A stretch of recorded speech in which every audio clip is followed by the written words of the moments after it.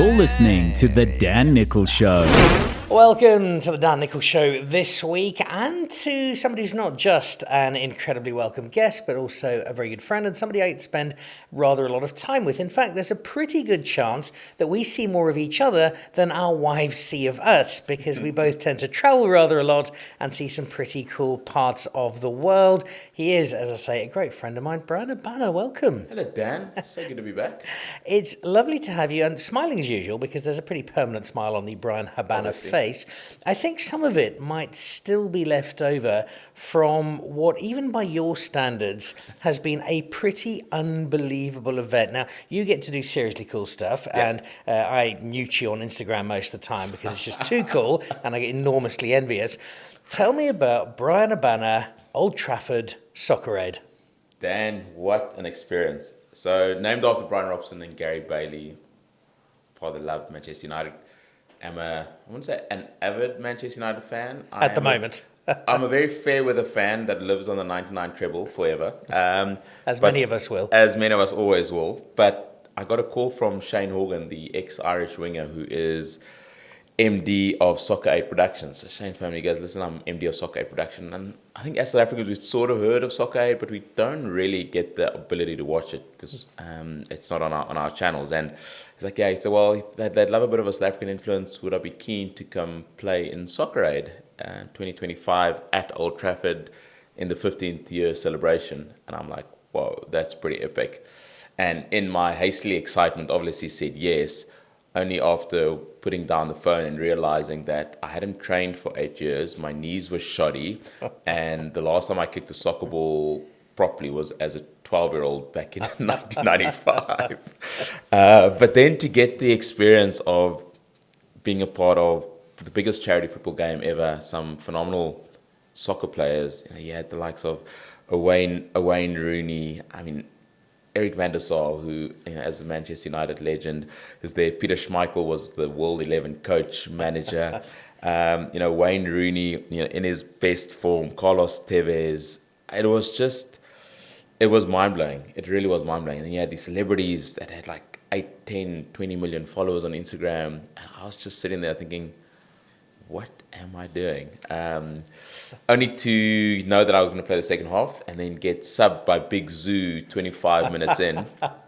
And Big Zoo going on to score the winning goal for the World 11 at 5-4.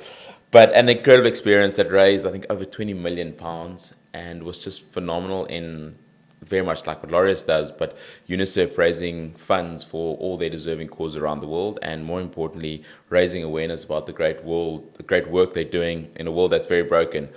But fair to say, my soccer skills were when Sam Quick, the former GB gold medalist Olympian, easily stole the ball from me, and the whole of Old Trafford laughed. I knew that my soccer skills might need to be brushed up, but an incredible once-in-a-lifetime experience that I'm extremely fortunate to have been a part of. I like to run out at Old Trafford in front of that crowd, magical stuff, and even for someone who's run out in front of the crowds that you have. But it is the latest chapter in what's been, just as a mate, but also as a fan, fascinating to watch the career after rugby. We'll go back to rugby in a moment, but you've had a very clear sense of purpose as to, yes, Bryan Habana, the rugby player, came to an end, maybe a little earlier than you would have ideally liked, but there's been a very clear vision that life after rugby will continue, you will make the most of it, and it's by and large going to include plenty of sport. I think for any professional athlete,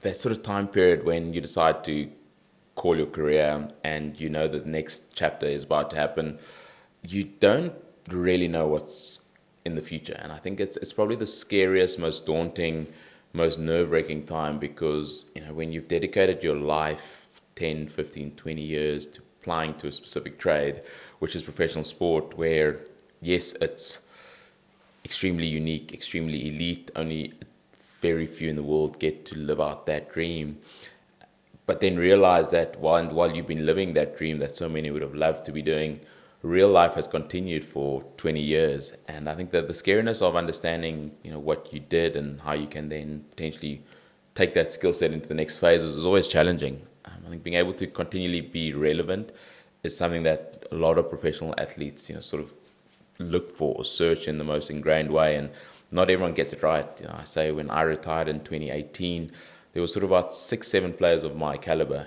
so Juan Martin Hernandez, Jamie Heaslip, and quite a few others.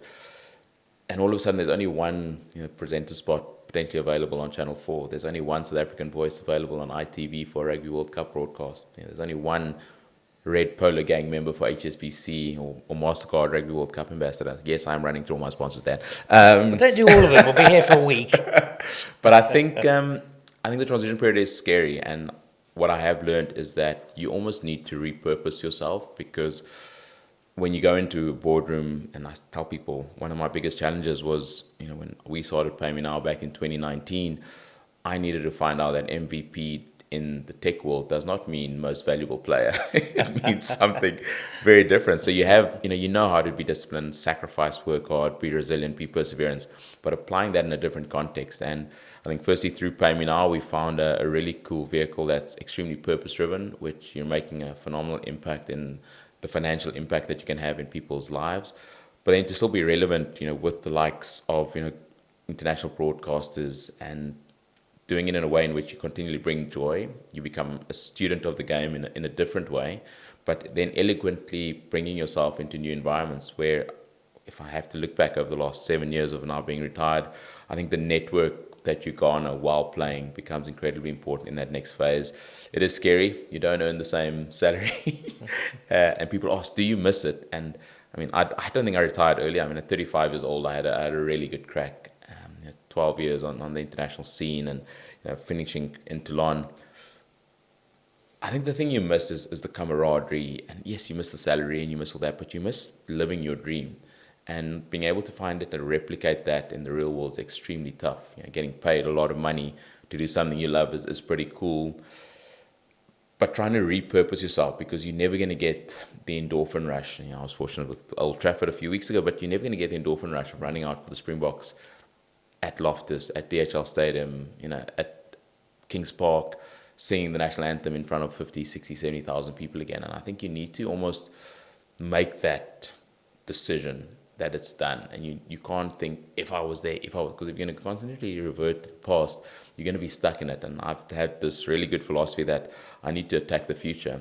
And Janine, my wife, actually said, we had a trip to Italy just before I retired, and we went to go visit the very cool art places and galleries and chapels, and she said, like, I've got a feeling you might be a little bit of a Michelangelo, the best is still to come. And I think being able to have people in your corner like that support you, and I'm extremely lucky that I do have someone as phenomenal as Janine that has allowed me to travel and experience things that few get to experience while she holds the fort, very much like Dee does with you. So it's been tough, but it's been utterly enjoyable, and even through the highs and the lows, hopefully continually learning and making yourself better.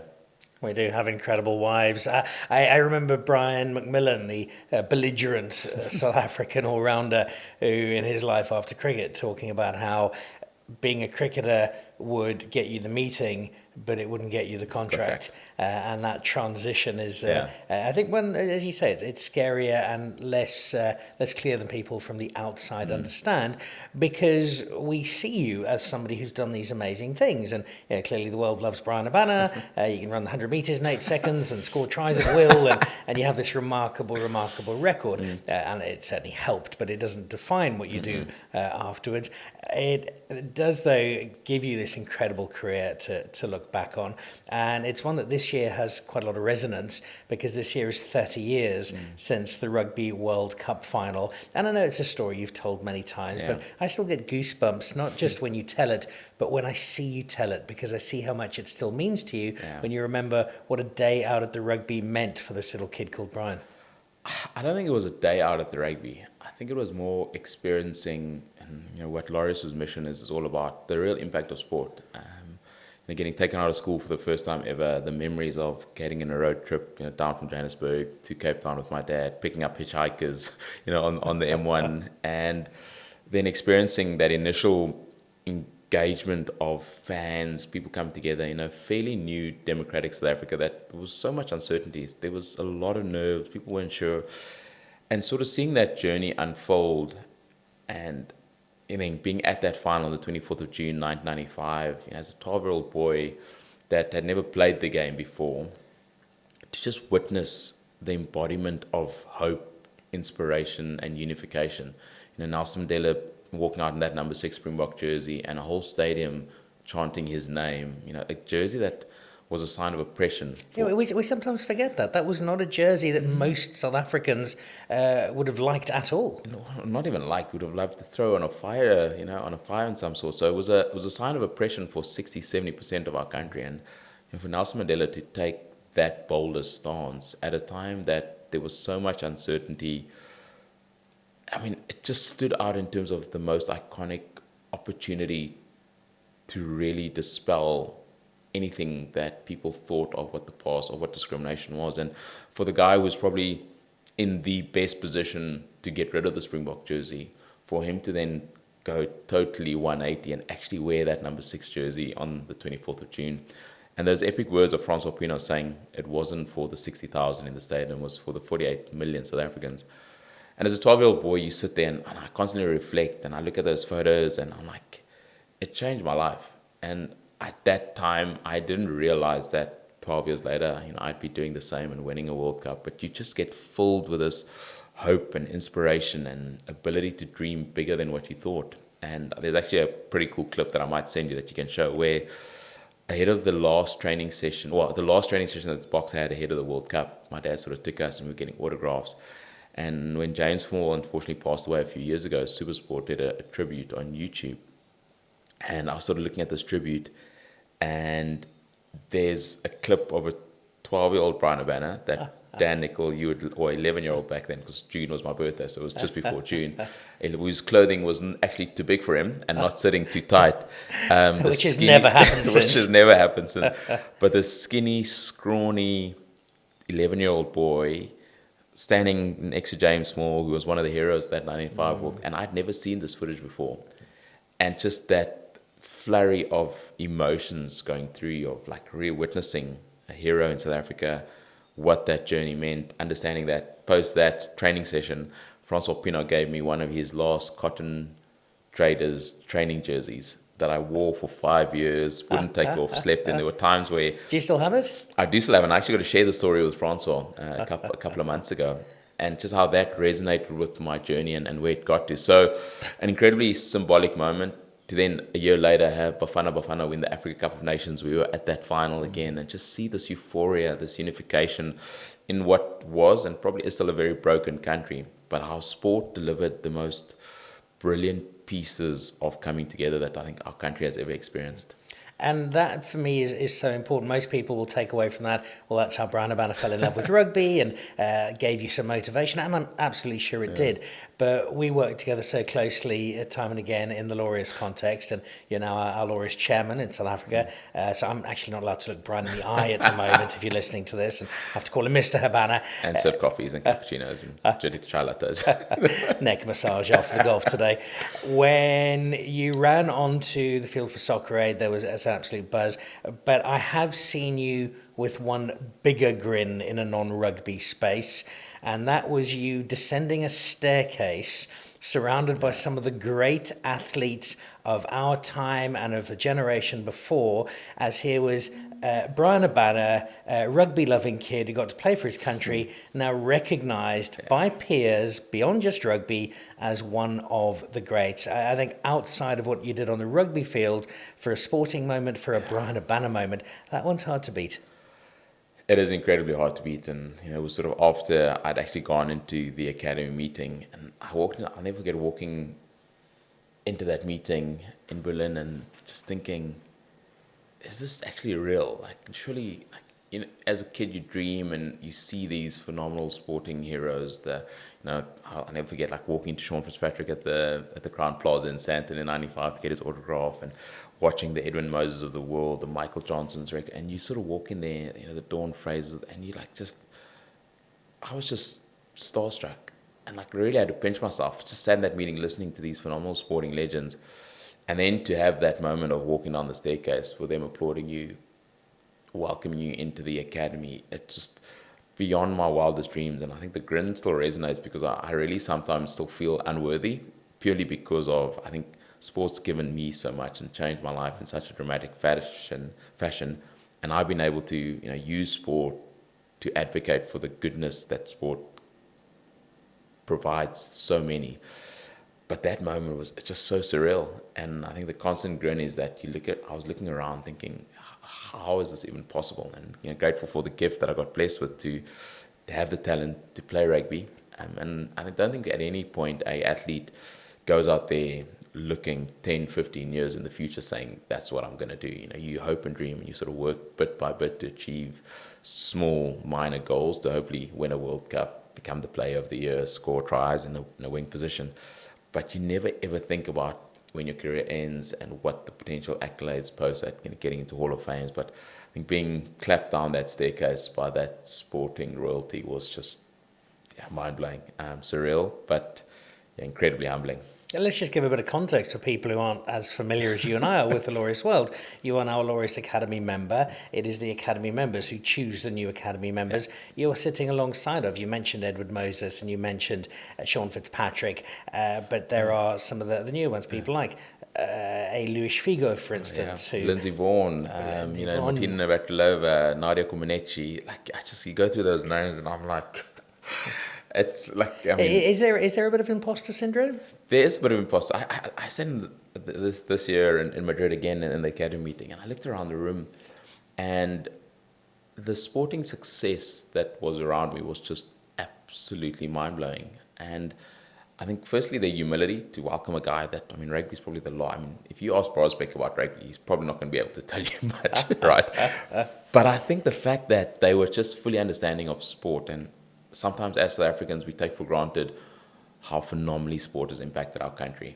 And there isn't a bit of imposter syndrome, but then also realizing that you're there for a greater cause and you might just be a vessel, but a vessel that can aptly do what Laureus is trying to provocate for globally in using sport to create a real change in people's lives. And what happened with Nelson Mandela becoming the first patron of the Academy back in 2000, and those epic words of sport has the power to change the world. I think the Academy all believes it, but what happened 25 years ago is potentially a lot less relevant about where we're going for the next 25 years. And that initial cohort of, I think, 29 or 30 members that got welcomed into the Academy by Johan Rupert and the Laureus team, have put down an incredible foundation. Over €250 million raised, more than 7 million kids' lives have been touched in the last 7 years. And I think this newer generation, the likes of myself and Lindsay and a few more others that now have this sort of not burden, but this privilege of carrying the flag forward is phenomenal. So a little bit of imposter syndrome, but also a realization that no matter how small rugby is contextually in the world of global sports, no matter Bryan Habana, a rugby player, contextually in the world of global sports is, Laureus now gives us that platform to be able to go out there and make the difference and advocate for the phenomenal ability that sport has to do things that no politics, no culture, no religion can do. So despite this imposter syndrome at certain times, just knowing the privilege you have of having a platform provided to you to go out there and make a difference. And even if that difference is in one young child's life, anywhere in the world, that's one more than what there was previously, which is a massive honor. Where I see that impact and where imposter syndrome, I play rugby, you're a skier, somebody else does chess, goes out the window. At the awards in Madrid, not for the first time, I walked down the red carpet and I probably signed 100 autographs and took photos from these kids who had absolutely no idea who I was. They didn't know the Dodo Master that we needed. They clearly, the Dan Nicholl show in Spain, my PR team got fired the next day. But you walk down and the kids actually don't really care who you are. It's somebody there. It's a fun, exciting time. And I think of that morning, I'd been out to a project in Madrid and we went and played some football with kids. And I was playing alongside of Cafu, one of the all-time great modern footballers. And Cafu and I were in two different teams playing against each other. For me, that in itself was quite surreal. But for the kids, who were kids mostly from refugee families in a country that I didn't realize has the highest rate of child poverty in Western Europe, these were kids who were just really happy that some people had showed up to show some interest, give them a bit of excitement, show a bit of belief in who they were, and offer a little bit of hope. And I think where we have a very similar space, other than electric speed, is that we're both parents. Our kids are the same age. I think Timmy and Aaron are about a week apart or thereabouts. Gabriel and Aiden not too far apart either. And you want to make the world tomorrow a little better than it is today, so that the kids have got a slightly better opportunity. And we live in a horrible world. I despair at news headlines. I despair at many of the leaders we have who really don't seem to be there for the right reasons, irrespective of your political perspectives.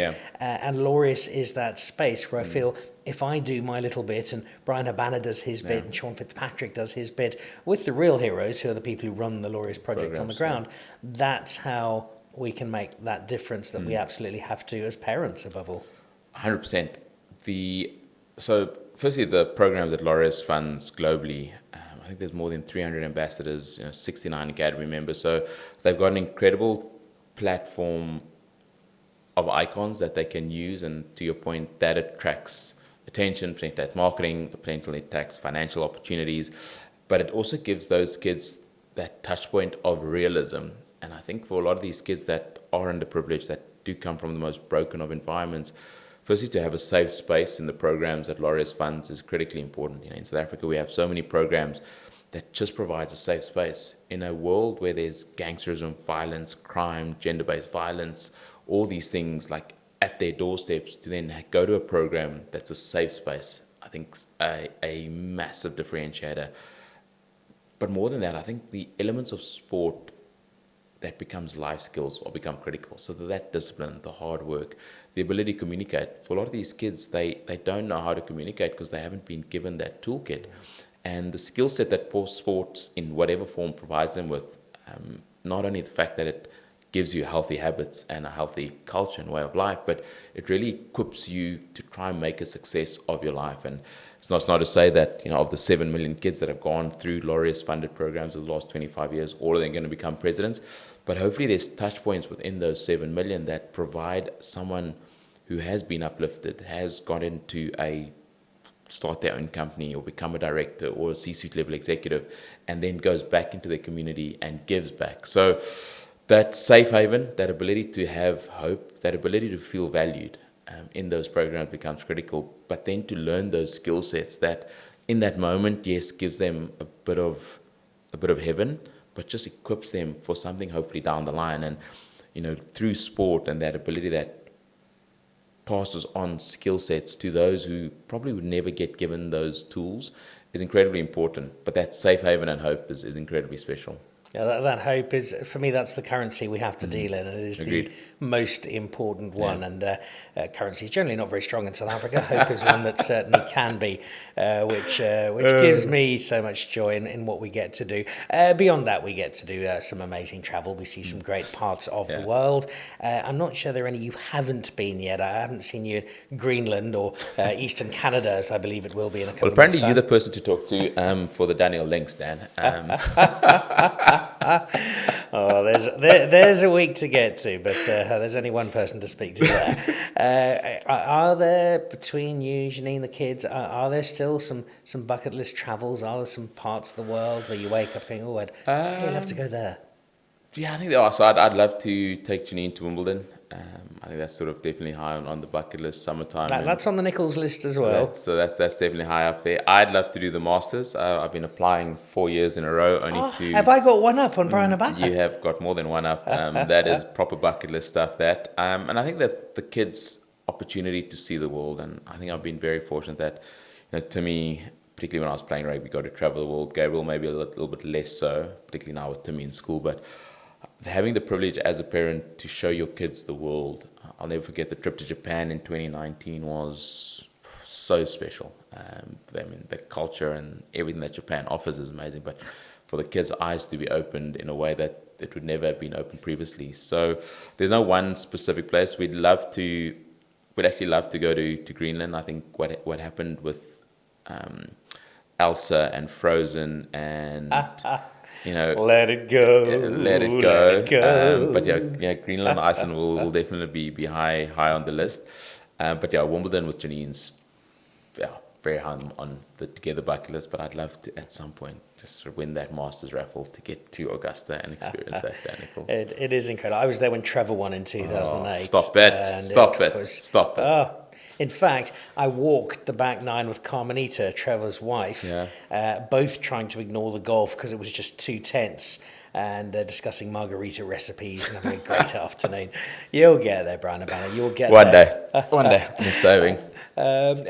Before we let you dash off to the driving range and get in your standard 2 hours of practice before you tee off. I've only got like between 10 and 15 good shots in my arsenal, so there's no chance I'm going to go to driving range. 6% is a reasonable 100%. number. So I only need to contribute on 6 holes at any given golf day. So that's all. There, you're not going to be finding me on the golf course. I've actually got some work to do for paying me now. Before we do go, the world knows you obviously as a rugby player, and I think automatically people would say, right, well, it's the 2007 World Cup. You won a World Cup. You'd spent an entire tournament placing defenders in lifelong depression and therapy, and this ridiculous speed, but also beyond the speed, this ability to read a game of rugby, which I think was, for me, even more impressive than your ability to run very fast. You understood the game of rugby so well. When you look back on a sparkling career, so many test matches for Springboks, played for great clubs all over the world, is there, beyond that Rugby World Cup final, is there a particular game, a particular performance, a moment that you look back and you still get that little warm, fuzzy feeling, and the fondness is still so strong? There definitely is, and it's a really easy one. I tell people, so when you get birthed with a dream, like I did in 95, and like you hope and dream of one day doing it, and you go through the highs and the lows, and there's the positives and the negatives, and a lot of times people don't see the negative in the journey, and when you get there, and I think for me, the 20th of November 2004, getting to pull that jersey over my head for the very first time at the home of rugby, playing against the then world champions, England, and scoring a try with my first touch of the ball in international rugby, having my family in the stands, and it was purely random that I'd sort of, England was that one game on that Grand Slam end of year tour that I sort of said, London's pretty cool, would you like to come over? To have them there in the stands, I got given my jersey by Ernie Els the night before, which was pretty special. And to do that and have the realization of a dream come to fruition, and knowing that all the hard work, all the effort, all the sacrifice you've put in, your family put in, all that's got you to that point, but then getting to taste it for the very first time and understand how phenomenally special it is, what a privilege and honor it is, and realizing that I want to do this for as long as possible, and almost rebirth that. Okay, getting to this point was incredible, but this is just not. I want more, and it's at that point that you start realizing you don't just want to be a one-time Springbok. I had Percy, Brighton, Os, John, Vic, like legends at that point already around me, and I was like, I want to be what they are. And that one moment, realizing that yes, you've managed to achieve your dream, but that new dreams get set in place of making sure that the jersey gets left in a better place than what you received it at. You potentially go on to play 100 test matches for your country. You win World Cups, make contributions to success of the team. And that was incredibly important. And like I said, there's many moments that I'm look back in my career and extremely grateful for. But getting to don that Springbok jersey for the very first time and understanding the honor and privilege, but getting to realize how much more I wanted to stay in that position was pretty incredible. I've got goosebumps. That's awesome. And the fact that it's still so vivid and so meaningful makes it all the more powerful. Bryan Habana, thank you. It's always a pleasure spending time. We've had many adventures together around the world. And hopefully a lot more. I certainly do. And I hope that there is still plenty of travel for both of us, but still slightly more for you than for me, because whenever my wife shouts at me for traveling, I just show her your Instagram account and she goes, oh, poor Janine. Yeah, and then I'm okay. Yeah. And I'm at home for a while, Dan, so I think you might have a few up on me. Local until September, Women's Rugby World Cup. Actually, a trip with Janine to the Princess Charlene Monaco Foundation Golf Day, which is pretty cool. So I'm actually local, so I'll be showing your Instagram feed to Janine over the next couple of months. All right. Bryan, thank you, and thanks in particular. The Laureus work is incredible. We are really fortunate to have you as our chairman here in South Africa, and to many more lives being changed through sport. Thanks, Dan. Always a special. A very special guest on the Dan Nicholl Show this week, a Rugby World Cup champion, a Rugby World Cup Player of the Year, but for me the legacy he's really going to leave, a Laureus Academy member and someone who continues to change the world through the sport he gave so much to. It's Bryan Habana.